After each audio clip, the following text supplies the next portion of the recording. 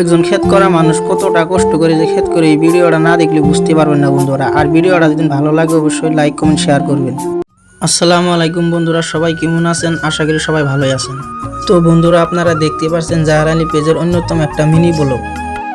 তো বন্ধুরা, আজকে আমি খেতে আছি বহুদিন পরে আঙ্গুর খেত, কারণ আমি খেত না খেতে বাড়িতে আসলাম না, কিছুদিনের জন্য বাইরে গেছিলাম। তো বাড়িতে বই আসি, ভাবলাম যে আগে খেতটাই বেড়ে আহি। তো বন্ধুরা, ফাইনালি ডাইরেক্ট আমি খেতে বললাম। খেতে দিয়ে ফুলকপি গাছ অনেকটাই বড় হয়ে গেছে। তো আমি ঘুরে ঘুরে খেত দেখতেছি, দেখতে দেখতে দিয়ে টেস্ট মারছে রে, মনে হয় খাওয়া কম হয়েছে।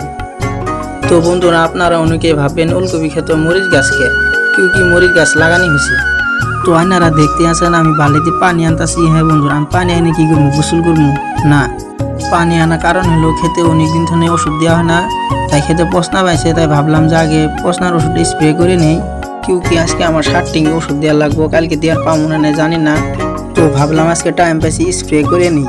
আর হ্যাঁ বন্ধুরা, আমি যখনার কাম তখনই করি, কারণ মহাত্মা গান্ধী কইছিল আজির কাম কালি পেলাই নথুয়া, কারণ কালি তোমার কি হেতু তুমি নিজেই না জানা। বন্ধুরা, এই জন্য আমি যখনার কাম তখনই করি। তো বন্ধুরা, মহাত্মা গান্ধীর বাণী করতে করতে আমার ফাইনালি ওষুধগুলা শেষ। ওষুধ ট্যাঙ্কিত ভরলাম, ভরে আরে কান্দে নিয়ে ঢিপ ঢিপ করে খেতে মেলা দিলাম। তো এইদিকে দিয়ে বেলা মুড়ে মুড়ে গেছে গা, দুর্বার আজান দিয়ে দিল।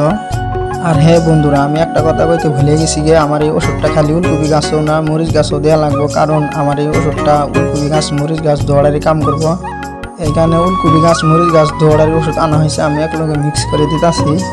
তো বন্ধুরা, আজকের ভিডিওটা এই তুরি, বাই বাই।